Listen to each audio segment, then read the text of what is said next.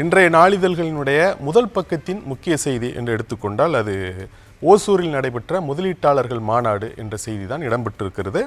அந்த ஓசூரில் நடைபெற்ற அந்த முதலீட்டாளர்கள் மாநாட்டில் 24,307 கோடி ரூபாய் முதலீட்டுக்கு ஒப்பந்தங்கள் செய்யப்பட்டிருக்கின்றன என்ற செய்தியும் 92 புரிந்துணர்வு ஒப்பந்தங்கள் கையெழுத்தாகியிருக்கின்றன.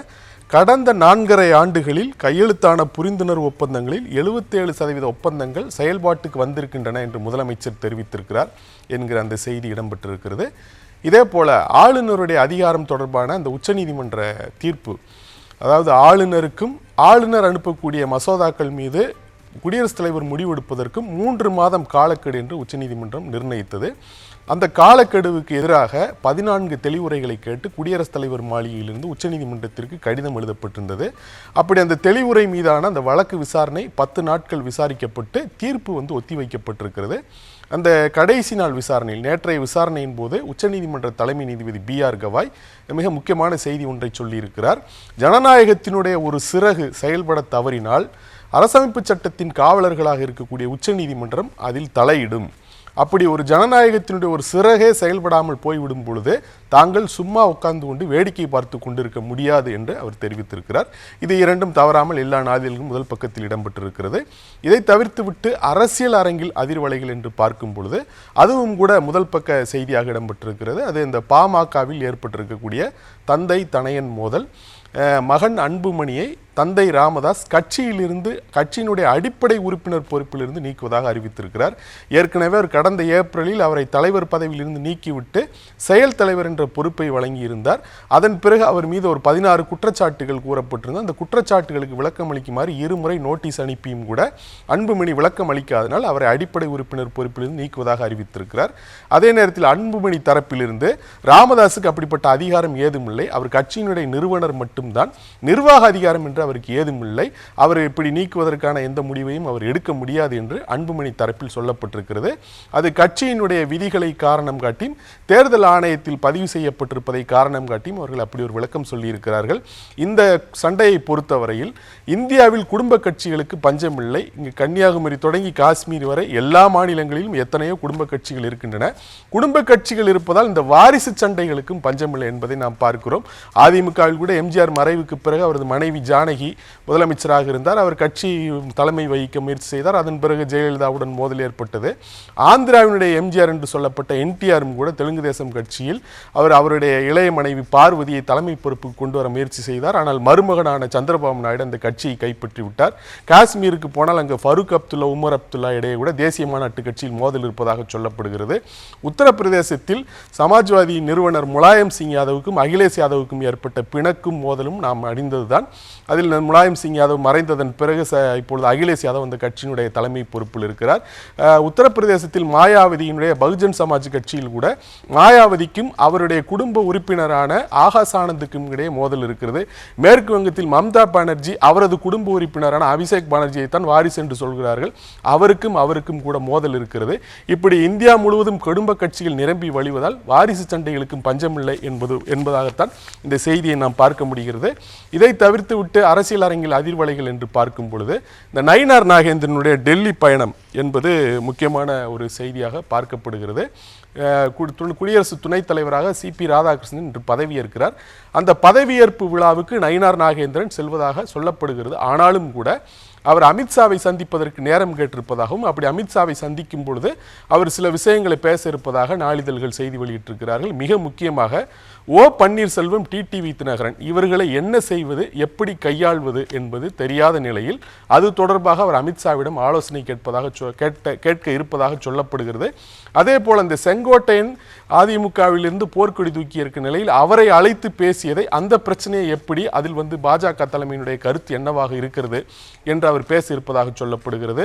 ஆக தேசிய ஜனநாயக கூட்டணி தமிழ்நாட்டில் ஏற்பட்டிருக்கிற குழப்பம், எந்தெந்த கட்சிகள் இருக்கின்றன, எந்தெந்த கட்சிகளை சேர்ப்பது என்ற குழப்பம், அதே நேரத்தில் பாஜகவிற்குள்ளும் உட்கட்சி குழப்பம் இருப்பதாக சொல்லப்படுகிறது. இது தொடர்பாக அவர் அமித்ஷாவுடன் ஆலோசனை நடத்த இருப்பதாக சொல்லப்படுகிறது. இதை தவிர்த்து விட்டு டிடிவி தினகரன் உதயநிதி கருத்தை ஆமோதித்திருப்பதும் நாளிதழ்களில் இடம்பெற்றிருக்கிறது. எடப்பாடி பழனிசாமி அதிமுகவுடைய பொதுச் செயலாளராக இருக்க வேண்டும், அப்படி இருந்தால்தான் திமுகவுக்கு நல்லது. எடப்பாடி பழனிசாமி இரட்டை இலையை தூக்கி கொண்டு பிரச்சாரத்திற்கு சென்றால் திமுகவுக்கு வெற்றி உறுதி என்று உதயநிதி கூறியிருப்பது சரிதான் என்று டிடிவி தினகரன் அவரது கருத்தை ஆமோதித்திருக்கிறார்.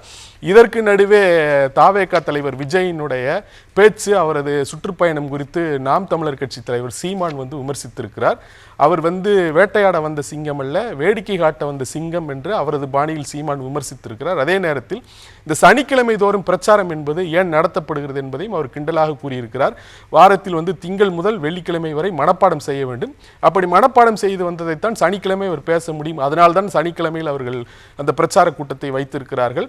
விஜய் மொத்தமே 15 நிமிடம் தான் பேசுவார். ஆனால் அரசாங்கம் தான் பார்த்து இன்னும் 5 நிமிடங்கள் சேர்த்து 20 நிமிடங்களாக பேசுங்கள் என்று கூறியிருக்கிறார்கள் என்பது போல அவர் விமர்சித்திருக்கிறார் என்பதை பார்க்கிறோம். புவிசார் அரசியல் நகர்வுகள் என்று பார்க்கும் பொழுது நமது அண்டை நாடான நேபாளத்தில் நடைபெற்று வருகிற அந்த கிளர்ச்சியை தொடர்ந்து அங்கு ஏற்பட்டிருக்கக்கூடிய அரசியல் குழப்பம், இன்னும் ஒரு இடைக்கால அரசு அமைக்கப்படவில்லை. அப்படி இடைக்கால அரசு அமைக்கப்பட்டால் அதற்கு யார் தலைமை தாங்குவது என்பதிலும் குழப்பம் இருக்கிறது. இந்த இளைஞர்கள் போராட்டம் நடத்தி இருக்கிறார்கள். அதில் 18 குழுக்களோடு இராணுவம் தற்பொழுது பேச்சுவார்த்தை நடத்தி வருகிறது. 3 பேரினுடைய பெயர்கள் இடைக்கால அரசினுடைய தலைவராக வருவதற்கு பரிந்துரை செய்யப்பட்டிருக்கிறது. ஆனால் இந்த 3 பேர் பெயர்களை தேர்வு செய்வதில் ஒருவருக்கு ஒருவர் முரண்பட்டு நிற்பதால் யார் என்று முடிவு செய்ய முடியவில்லை. நேபாள நாட்டினுடைய உச்சநீதிமன்ற முன்னாள் தலைமை நீதிபதி சுசீலா கார்கி வருவாரா, அல்லது காத்மாண்டு நகரினுடைய மேயராக இருப்பவர் வருவாரா, அல்லது நேபாள மின்சார ஆணையத்தினுடைய முன்னாள் தலைவராக இருந்த குல்மன் அவர் வருவாரா என்று தெரியவில்லை. அது தொடர்பாக அந்த பேச்சுவார்த்தை நடைபெற்றுக் கொண்டிருப்பதாக சொல்லப்படுகிறது. இதற்கு நடுவே அந்த நேபாளத்தில் அந்த தீப்பொறி எப்படி பெரும் நெருப்பாக மாறியது என்பது குறித்து நாளிதழ்கள் முக்கியமான செய்தியை வெளியிட்டிருக்கிறார்கள். நெப்போ பேபி என்ற பெயரில், அதாவது இந்த மாதிரி அரசியல் கட்சிகள், அந்த அரசியல் கட்சிகளினுடைய குடும்பங்களில் இருக்கக்கூடிய வாரிசுகள், அங்கும் கூட அரசியல் கட்சி, குடும்ப கட்சி, வாரிசு என்ற பிரச்சனை இருக்கும் போல் இருக்கிறது. அந்த வாரிசுகள் எப்படி உல்லாச வாழ்க்கை வாழ்கிறார்கள் என்பது சமூக வலைத்தளங்களில் அங்கு இருக்கக்கூடியவர்களால் பரப்பப்பட்டிருக்கிறது. இங்கு மக்கள் வேலை வாய்ப்பின்மை, பணவீக்கம், போதிய வசதிகள் இல்லாத நிலையில் அல்லல் பட்டு வரக்கூடிய சூழலில் அரசியல் கட்சிகளினுடைய வாரிசுகள் எப்படி வெளிநாடுகளில் உல்லாச வாழ்க்கை வாழ்கிறார்கள் என்பதை நெப்போ பேபி என்கிற பெயரில் வீடியோக்களாக பரவியதை தொடர்ந்துதான் அங்கு சமூக வலைத்தளங்களை தடை செய்திருக்கிறார்கள். அதற்கு எதிராகத்தான் இந்த ஜென் இசட் தலைமுறையை சேர்ந்த இளைஞர்கள் கிளர்ந்தெழுந்து இப்படி ஒரு நிலையை உருவாக்கி இருக்கிறார்கள் என்பதும் கூடவே இடம்பெற்றிருக்கு என்பதை பார்க்கிறோம். இதை தவிர்த்து விட்டு நேபாளத்தில் இந்தியர்கள் இந்த கலவரத்திற்கு நடுவே சிக்கி கொண்டிருக்கிறார்கள். இதற்கு யார் பொறுப்பு என்று ஒரு காங்கிரஸ் கேள்வி எழுப்பியிருக்கிறது. அவர்களை மீட்பதற்காக விமானம் சென்று மீட்டு வந்தாலும் கூட இப்படி நேபாளத்தில் ஒரு உள்நாட்டு கலவரம் ஏற்பட போகிறது என்பது தெரியாமல் இந்திய அரசு இருந்ததா? அதுவும் கூட இந்திய அரசினுடைய உளவுத்துறையினுடைய தோல்விதான் என்று சொல்லியிருக்கிறார்கள். இந்த நேபாளத்தில் ஏற்பட்டிருக்க கிளர்ச்சிக்கு வேறு நாடுகளினுடைய கை இருக்கக்கூடுமோ என்ற சந்தேகங்களும் கூட எழுப்பப்படுகிறது. அமெரிக்காவை பொறுத்தவரையில் அங்கு இன்று இதுவும் முதல் பக்கத்தில் இடம்பெற்றிருக்கக்கூடிய செய்தி தான். அமெரிக்க அதிபர் டிரம்பினுடைய கூட்டாளியான சார்லஸ் கிர்க் என்ற 31 வயது இளைஞர் அமெரிக்காவினுடைய உட்டா மாநிலத்தில் ஒரு பல்கலைக்கழகத்தில் பேசிக் கொண்டிருந்த போது சுட்டுக் கொல்லப்பட்டிருக்கிறார். இந்த குறிபார்த்து சுடக்கூடிய ஸ்னைப்பர்ஸ் என்பவர்கள் ஸ்னைப்பர் என்பவர் ஒரே ஒருவர் தொலை தூரத்திலிருந்து அந்த சினிமா படங்களில் வருவது போல ஒரே ஒரு குண்டு மூலமாக அவரை தீர்த்து கட்டியிருக்கிறார். அந்த செய்தி எல்லா நாளிதழும் முதல் பக்கத்தில் இடம்பெற்றிருக்கிறது. அங்கு அமெரிக்காவில் அது பெரிய அதிர்வலைகளை ஏற்படுத்தி இருக்கிறது. ஏன் என்று சொன்னால் இந்த சார்லஸ் கிர்க் என்பவர் ஒரு வலதுசாரி, பிற்போக்கான பழமைவாத கொள்கைகளை பின்பற்றக்கூடியவர், குடிபெயர்வு கொள்கைகளுக்கு எதிராக பேசக்கூடியவர், இந்தியாவுக்கு எதிராக பேசக்கூடியவர், துப்பாக்கி கலாச்சாரத்தை ஆதரிக்கக்கூடியவர், நிறவரியை ஆதரிக்கக்கூடியவர் என்ற ஒரு சர்ச்சைக்குரிய நபர். இப்படிப்பட்ட சர்ச்சைக்குரிய கருத்துக்களை பேசி வந்த அந்த சார்லஸ் கிர்க் சுட்டுக் கொல்லப்பட்டிருக்கிறார்.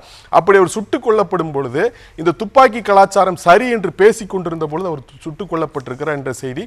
அதே நேரத்தில் அப்படிப்பட்ட ஒரு பிற்போக்குவாதியை உண்மைக்காக உயிர் தியாகம் செய்திருப்பவர் என்று ட்ரம்ப் பாராட்டி இருக்கிறார் என்பதோடு அவருக்கு உயரிய குடியுரிமை விருதும் வழங்கப்படும் என்று அவர் அறிவித்திருக்கிறார்.